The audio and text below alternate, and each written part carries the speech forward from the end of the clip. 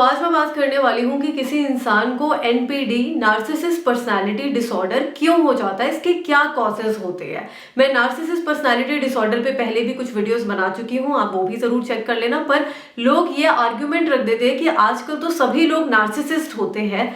तो आपने देखा ही होगा selfie love, self love, obsessed, अगर जो खुद से ही होते हैं सेल्फ ऑब्सेस्ड लोग, तो लोग उनको भी नार्सिसिस्ट बोलने लगते हैं। पर मेरा मानना यह, मुझे लगता है कि जब कोई नार्सिसिस्ट बिहेवियर किसी का भी अगर किसी दूसरे इंसान को नुकसान पहुंचाए या खुद को भी नुकसान पहुंचाने लगे, देखिए बहुत ही ना एक थिन लाइन होती है सेल्फ लव, सेल्फ ऑब्सेशन और ये नार्सिसिज्म में भी।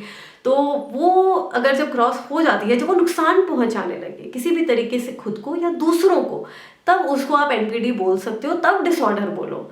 ठीक है, तो इसमें भी मैं एक वीडियो बनाऊंगी कि इसमें क्या डिफरेंस होता है। पर आज हम बात करते हैं कि इसके क्या कॉजेज होते हैं। मेजॉरिटी लोगों में ये देखा गया है कि पेरेंट्स की वजह से घर का जो माहौल है वो बहुत ज्यादा रिस्पॉन्सिबल होता है किसी भी बच्चे के, किसी भी इंसान के नार्सिसिस्ट होने के लिए। हो सकता है उसके पेरेंट्स नार्सिसिस्ट हो, दोनों ही पेरेंट्स नार्सिसिस्ट हो, या एक पेरेंट नार्सिसिस्ट हो, या दोनों में बहुत ज्यादा झगड़े हो, या वो किसी अब्यूजिव रिलेशनशिप में हो, अब्यूजिव मैरिज में हो, टॉक्सिक मैरिज में हो। ये देखकर भी देखिए कई बार बच्चा नार्सिसिस्ट बन जाता है, कई बार वो बहुत ज्यादा उदास, दुखी, डिप्रेस्ड हो जाता है, कई बार वो लोगों को बुली करने लगता है, खुद भी अब्यूजिव बन जाता है, और कई बार उसको एनपीडी हो जाता है। पर ज्यादातर ये तभी होता है जब पेरेंट्स को भी एनपीडी हो, तभी बच्चे में भी ये आ जाता है। ऐसा ज्यादातर लोगों में देखा गया, मैं सभी लोगों का नहीं बोल रही हूँ। और देखिए ऐसा भी हो सकता है कि पेरेंट्स को एनपीडी नहीं हो तब भी बच्चे को हो सकता है, और ये भी हो सकता है कि पेरेंट्स को एनपीडी हो और उसके बाद भी बच्चा बहुत ज्यादा समझदार सयाना हो गया है, बहुत सेंसिबल हो जाते हैं कई बच्चे, है ना, कि अपने में ही रहते हैं, किसी से बात नहीं करते हैं और कुछ अच्छा लाइफ में कर जाते हैं। और उनको क्योंकि ये सब चीजें समझ में आने लगती है, काफी गंभीर होते हैं, तो ये सब चीजें वो समझने लगते हैं, इस वजह से भी वो काफी समझदार हो जाते हैं। तो पेरेंट्स का जैसा बिहेवियर होता है,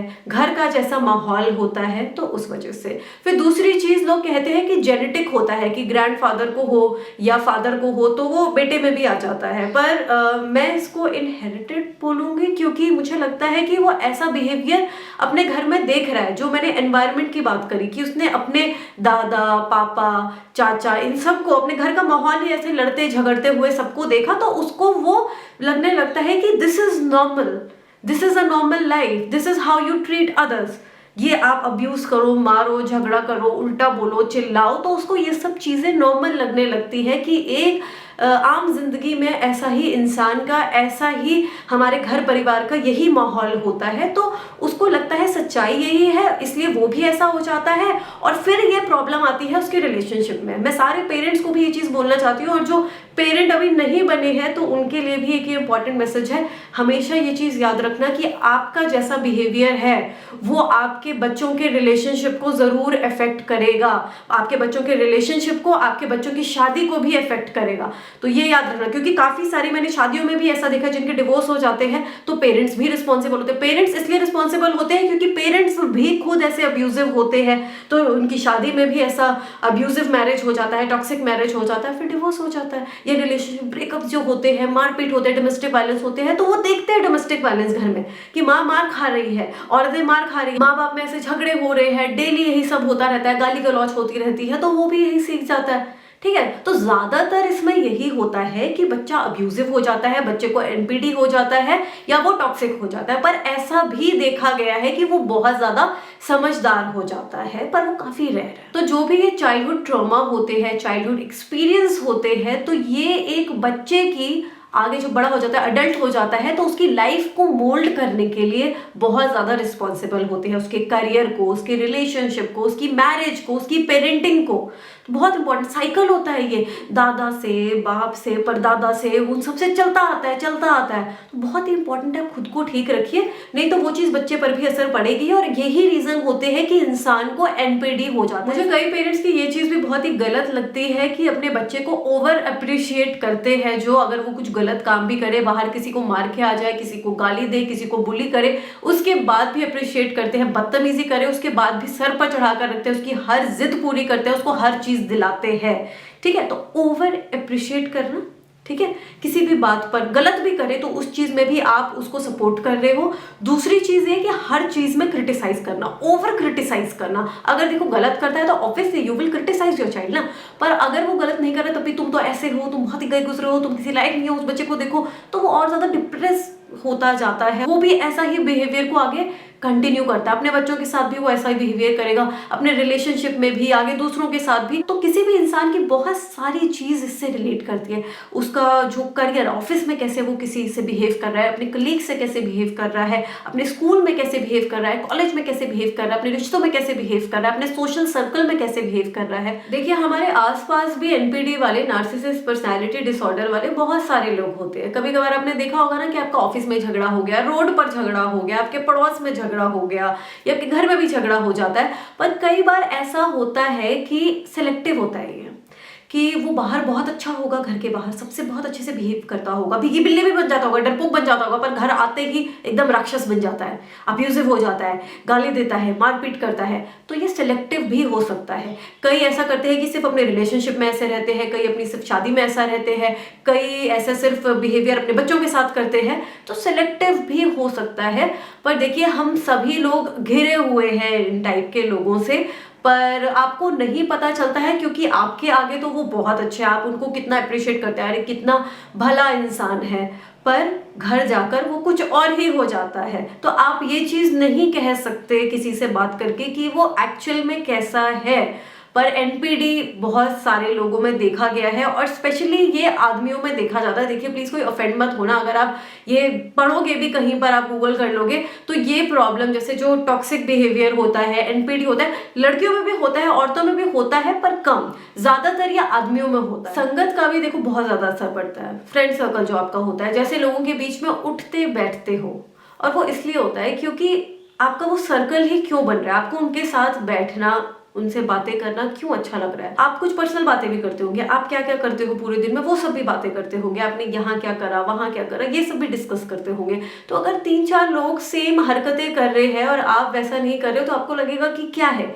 कई लोगों को ऐसा लगता है, होता है ऐसा, तो वो भी वही चीज करने लगेगा। वो मारपीट करते हैं तो उसको लगेगा कि ये चीज नॉर्मल है, सभी कर रहे हैं, मेरे तो सारे दोस्त मारते पीटते हैं, लड़ाई झगड़ा करते हैं, तो मैं भी कर सकता हूँ, नॉर्मल है, यही नॉर्मल होता है। झगड़े होना रिश्तों में ये तो नॉर्मल है, मेरे सारे दोस्तों के झगड़े होते हैं तो मेरे लिए भी नॉर्मल है। देखिए होते हैं झगड़े, पर इस तरीके से उसको टॉक्सिक बना दिया जाए, इतना ज्यादा अब्यूजिव बना दिया जाए, वो तो गलत हो जाएगा। आपका फ्रेंड सर्कल कैसा है उस पर भी बहुत ज्यादा ये चीज निर्भर करती है कि आपको एनपीडी होगा कि नहीं।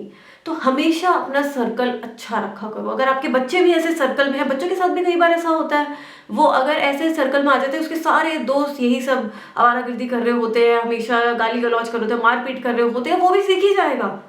सबके साथ नहीं होता, कई लोग नहीं सीखते, पर ज्यादातर लोगों के साथ ऐसा होता है। अभी तक हमारे कॉजेस हो गए बैड पेरेंटिंग, घर का माहौल, इनहेरिटेंस, या पेरेंट्स को भी एनपीडी हो, या आपका फ्रेंड सर्कल अगर ऐसा है तो हो सकता है। और एक और चीज मुझे ऐड करनी है, आपका पास्ट। आपके पास्ट में अगर ऐसा कुछ आपके साथ हुआ हो, कोई ट्रॉमा हो ऐसा बचपन में या बड़े होकर भी, बचपन में किसी ने आपके साथ कुछ गलत करा हो, या बहुत ज्यादा आपके साथ गलत बिहेवियर आपके दोस्तों ने किया हो, इनफैक्ट पेरेंट्स का भी हो सकता है, सबका। आपके स्कूल में आपको बहुत ज्यादा बुली करते हो, या बड़े होकर भी आपको ऑफिस में बहुत ज्यादा बुली करते हो, आपको सब लोग साइड कर देते हो, या आपके रिलेशनशिप में आपने बहुत ज्यादा हार्ट ब्रेक्स देखे हैं, तो भी इंसान को एनपीडी हो सकता है। क्योंकि फिर उसको लगता है कि लोग ही ऐसे हैं तो मैं भी ऐसा ही हो जाता हूँ, सब लोग तो ऐसे ही है, वो बहुत ही बुरा बुरा हर जगह सब कुछ टॉक्सिक देख रहा है, तो ये भी एक रीजन हो जाता है। और फिर एक और रीजन है सेल्फ अवेयरनेस।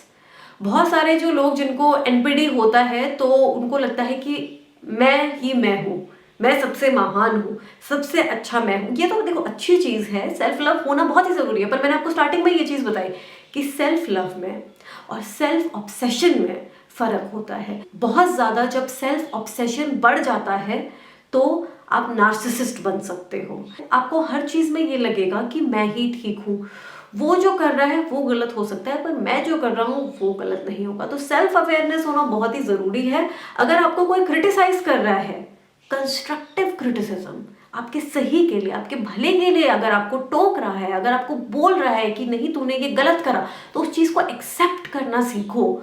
अपना ईगो जो है उसको इतना मत बढ़ाओ कि अगर आप कुछ गलत काम भी कर रहे हो तो आप ये सोचो कि मैं ठीक हूँ। बहुत सारे लोग ऐसे होते हैं, उनमें आपको ये सब चीजें, कॉमन चीजें देखने को मिल जाएगी। ईगो, जेलसी, जलेंगे लोगों से, उनसे कुछ बेटर कर रहे होंगे, उनसे अच्छे होंगे देखने में तो जलेंगे, ईगो रखेंगे कि नहीं वो कैसे सही हो सकता है, मैं इससे ये करके दिखाऊंगा, मैनिपुलेट करेंगे, तो ये सब चीजें आपको देखने को मिल जाएगी। ठीक है, तो सेल्फ अवेयरनेस होना भी बहुत जरूरी है। इंसान अगर सेल्फ अवेयर नहीं होता है, खुद को नहीं जानता है कि मेरी ये खामियां है, मेरी ये गलती है। देखो ऐसा भी नहीं हो जाना है कि हर चीज में खुद को गलत बताना हो। कई लोगों को ऐसा भी हो जाता है कि हर चीज में बोलते नहीं यार ये तो मैं गलत कर दूंगा, मैं ऐसे कर दूंगा, बहुत डरते रहते हैं और फिर वो काफी ज्यादा सैड रहते हैं, उनको डिप्रेशन भी हो सकता है, घबराहट हो सकती है, एंजाइटी हो सकती है। तो ये चीज नहीं रखनी है, पर ये चीज याद रखनी है कि कोई भी इंसान परफेक्ट नहीं होता है, गलतियां सबसे हो सकती है, मेरे से भी हो सकती है। तो उस चीज को मैं एक्सेप्ट करूं कि मैंने ये गलत करा है, मैंने ये गलत बोला है। पर जिसको एनपीडी है वो इस चीज को एक्सेप्ट नहीं करेगा कि मेरी कोई गलती है। तो सेल्फ अवेयरनेस होना भी, आत्ममंथन करो, जानो कि अगर मेरे में कोई खामी है तो है, उसको मैं ठीक करूं। अगर चलो वो चीज ठीक नहीं हो सकती तो एटलीस्ट किसी के क्रिटिसिज्म को एक्सेप्ट तो करूं। क्यों मैं बोलूं कि नहीं तू गलत है फिर उससे लड़ने लगते हैं। तो बस यही था इस वीडियो के लिए। आपके लिए ये हेल्पफुल इन्फॉर्मेटिव रही होगी तो इसको लाइक शेयर जरूर कर देना, और उन लोगों के साथ तो ये जरूर शेयर करना जो ऐसी संगत में है, ऐसे फ्रेंड सर्कल में है या ऐसे रिलेशनशिप में है जिनको एनपीडी है, तो वो उनसे दूर हो जाए, अलर्ट हो जाए। तो ये वीडियो उन लोगों के साथ जरूर शेयर करना। और अगर आपको मेरी वीडियोस अच्छी लग रही है, मेरा कंटेंट अच्छा लग रहा है, तो चैनल को सब्सक्राइब जरूर करना, लोगों के साथ शेयर करना। और अगर कोई ऐसी प्रॉब्लम है तो वो आप मुझे कमेंट करके बता सकते हैं, या तो आप मुझे मेल भी कर सकते हैं। और बस सोशल मीडिया पे भी आप मुझे फॉलो कर सकते हैं, उनके भी लिंक्स नीचे डिस्क्रिप्शन बॉक्स में है। अपना ध्यान रखिए, मैं जल्दी मिलती हूँ आप लोगों से अपनी नेक्स्ट वीडियो में। बाय।